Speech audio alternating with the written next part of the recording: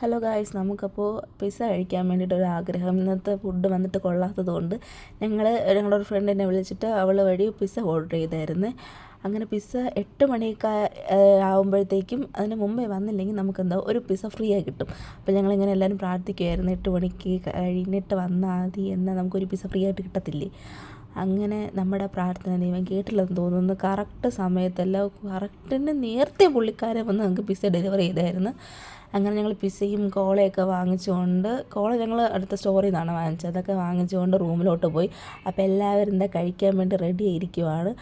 കോളയും കട്ടൻ ചായയും പിസ്സയും എന്തൊരു അവിഞ്ഞ കോമ്പിനേഷൻ.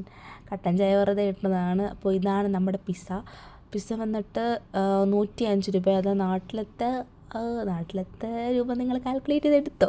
നല്ല റേറ്റ്. പക്ഷേ അതിന് വെർത്താണോ ചോദിച്ചാൽ ഞങ്ങൾക്ക് വെർത്തായിട്ട് തോന്നിയില്ല. അപ്പോൾ വീഡിയോ ഇഷ്ടപ്പെട്ട എല്ലാവരും ലൈക്ക് ചെയ്യാനും സബ്സ്ക്രൈബ് ചെയ്യാനും മറക്കല്ലേ. അപ്പോൾ നാളെ നല്ലൊരു വീഡിയോ കാണാം. Bye bye.